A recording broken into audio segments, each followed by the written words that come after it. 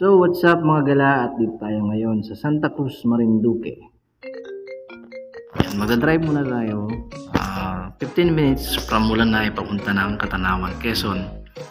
Then ito yung picture ng port ng Santa Cruz. So tayo muna ay pagkatapos natin biyahe Mulanay, Katanawan, sasakay tayo ng bangka sa pantalan ng Katanawan.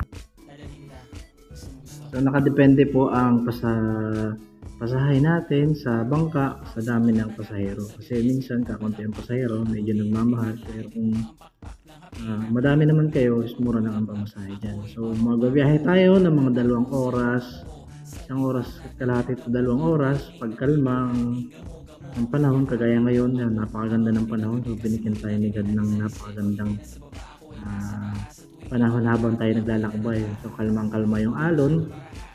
Malapit tayo dyan sa Mugpog. So kami po ay nagbabiyahe mula Katanawan hanggang Marinduque. So ito yung beach ng Mugpog. So makikita nyo naman, kahit medyo malabo yung video natin, wala pa tayong magandang camera, makikita nyo na napakaganda ng beach nila. Makikita nyo mga white sand na beach. So yan, marami na rin mga tao dyan. So, saka napakadami na rin ng mga beach resort na pwede nyo puntahan dyan sa Mugpog. So dito sa kabila naman sa Manuwaya, tapos yung gitna yung pagbaba natin sa port ng Santa Cruz. So dito muna, titigil muna tayo ng port ng Manuwaya ng Mugpog. Ito yung Mugpog. Ayan yung kabila ng Mugpog, napakaganda. So white sand, corals. Ayan.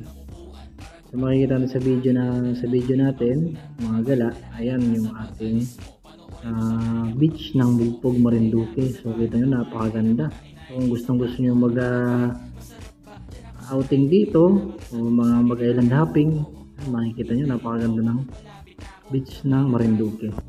Ayan, lahat ng nakikita nyo yung napakaganda ng mga beach. So tatabi muna tayo sa Mugpog kasi may iba mga bagahe yung nasakyan natin bangka bago tayo dumiretso ng port ng Santa Cruz.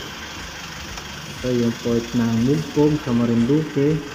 Nakikita nyo yung pier, yung bangka, dito kami doon, hindi tayo bumaba. Ayan, puting-puti po yung ating sand. At ito yung Manuwaya. Ayan, kabila yung Manuwaya na yan, yung island. Ayan, sa Manuwaya marami mga beach resort din dyan. Ayan, medyo malayo lang po pero halos tanaw. Ang dami mga beach resort yan na pwede natin puntahan. Pwede kayo mag-overnight, mag-stay in. Ayan, may nasalubong pa tayo ditong barge. Ayan, mga kinakargahan siguro yan ng mga heavy equipment na mga nagagalago dito sa Marinduque. So ayan, malapit na tayo sa port ng Santa Cruz. Ayan, ilang minuto na lang, pero ang oras talaga natin, 2 oras tayo nagbabiyahe mula Katanawan, Quezon papunta ng Santa Cruz Port.